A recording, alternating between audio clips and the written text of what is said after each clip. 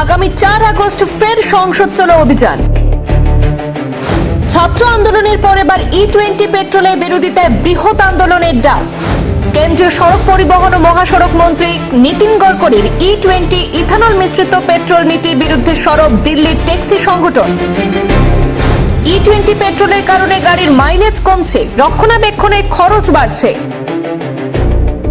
বিশেষ করে পুরনো গাড়ির ইঞ্জিনের উপর নেতিবাচক প্রভাব পড়ছে বলে অভিযোগ।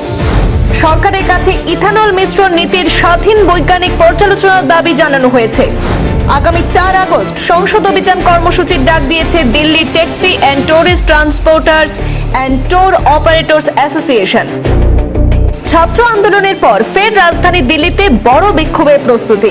এবার আন্দোলনের কেন্দ্রে E20 ইথানল মিশ্রিত পেট্রোল নীতি। আগামী 4 আগস্ট সংসদ চলো কর্মসূচির ডাক দিয়েছে Delhi taxi and tourist ট্রান্সপোর্টার্স and tour operators association. কেন্দ্রীয় সড়ক পরিবহন এবং মহাসড়ক মন্ত্রী নীতিন গডকরির E20 নীতির বিরুদ্ধে শান্তিপূর্ণ প্রতিবাদের ঘোষণা করেছে সংগঠনটি। এক সাংবাদিক সম্মেলন করে ট্রান্সপোর্টার্স অ্যাসোসিয়েশনের সভাপতি সঞ্জয় সম্রাট জানিয়েছেন, E20 জ্বালানি চালুর পর দেশের বিভিন্ন প্রান্তের পরিবহন অপারেটর এবং যানবাহন মালিকরা জ্বালানি দক্ষতা হ্রাস, রক্ষণাবেক্ষণ খরচ বৃদ্ধি এবং ইঞ্জিনের কার্যকারিতা নিয়ে উদ্বেগের কথা জানিয়েছেন। 2015 সালের আগে তৈরি অনেক যানবাহন E20-র জন্য ডিজাইন করা হয়নি। এই ধরনের জ্বালানি আসলে নতুন মডেলের যানবাহনের জন্য উপযুক্ত, কিন্তু পুরনো সেই ডিজাইন করা গাড়ির জন্য উপযুক্ত নয় বলেও জানানো হয়।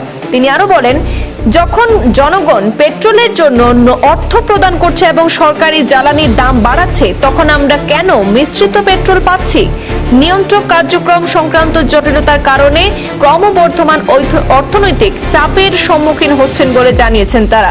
সংগঠনটি জানিয়েছে যে তাদের এই প্রতিবাদ মিছিলের মাধ্যমে তারা যানবাহনের মালিক, ভোক্তা, পরিবহন সংস্থা, গাড়ি নির্মাতা এবং প্রযুক্তি বিশেষজ্ঞদের অংশগ্রহণে ইথানল মিশ্রণ নীতির একটি স্বাধীন বৈজ্ঞানিক পর্যালোচনার দাবি জানাবে।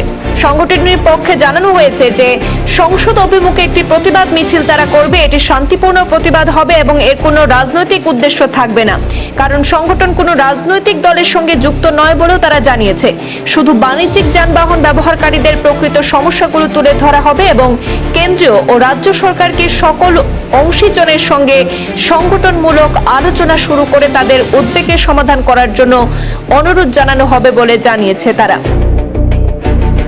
ব্যুরো রিপোর্ট, পূর্বাঞ্চল প্রতিদিন।